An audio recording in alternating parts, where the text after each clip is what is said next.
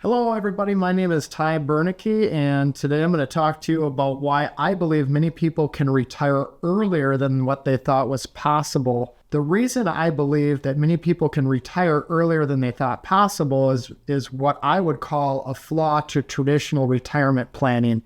Traditional retirement planning assumes that your average person needs a certain level of income when they first retire. And in this example, we'll assume that they need about $120,000 a year. But if they need $120,000 the first year of retirement, traditional planning assumes that inflation is going to go up and people are going to need a little bit more each year to maintain a consistent lifestyle, as shown in this graph. And you can see 30 years down the road, the amount of money that a person would need to maintain the same lifestyle under traditional retirement planning more than doubles 30 years down the road.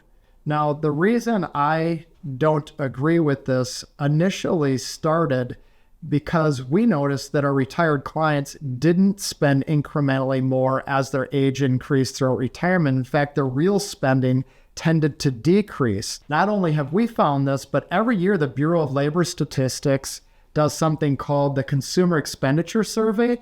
And they have found the same thing, that people tend to have their peak spending years in their late 40s and early 50s, and then their spending tends to decrease as their age increases throughout retirement.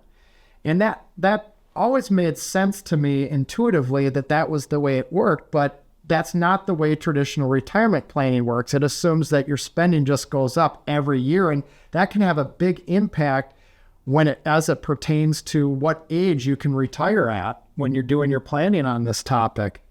And the next question would be, well, why do people tend to spend less? When you look at that consumer expenditure survey, maybe those people are spending less later in retirement because they don't have money to spend because their nest egg is gone.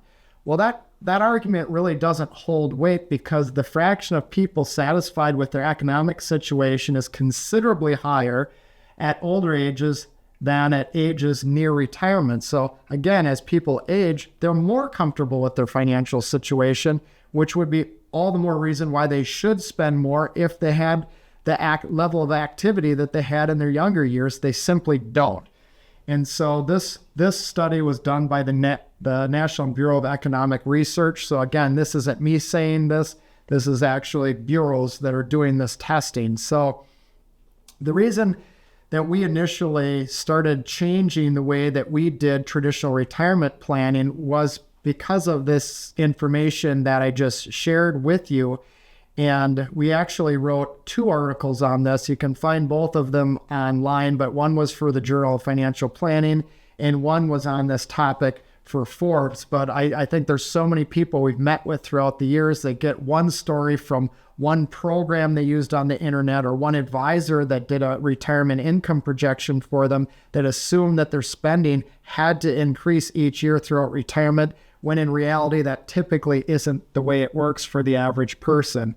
But if this is something that you're thinking about doing, it's very important to look at what your income streams are, your tax minimization strategy, when and how to take Social Security.